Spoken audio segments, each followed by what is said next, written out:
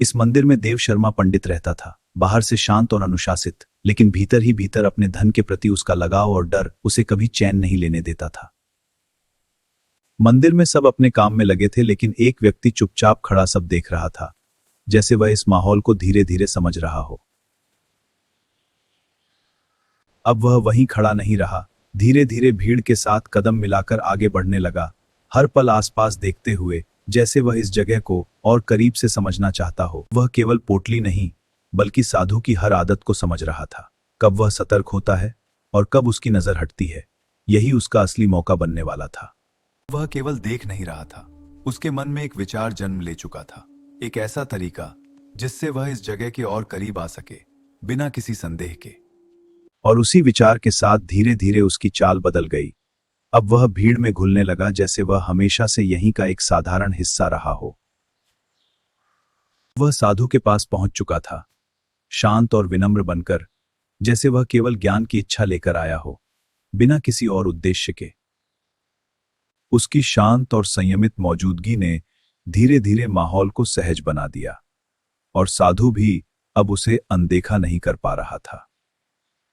उसकी चुप्पी और संयम में कुछ ऐसा था जिसने बिना बोले ही साधु के मन में उसके लिए एक अलग भरोसा बना दिया था। अब उसने बिना कुछ कहे ही छोटी छोटी सेवा करनी शुरू कर दी, और उसकी यही सादगी साधु के मन में उसके लिए विश्वास बढ़ा रही थी। उसकी सेवा केवल एक बार की नहीं रही, वह नियमित रूप से वही काम करता रहा, और साधु के मन में उसका विश्वास और गहरा होता गया। वह साधु के जीवन का एक सामान्य हिस्सा बन चुका था, और उसकी सेवा और सादगी ने साधु के मन में पूरा विश्वास स्थापित कर दिया था।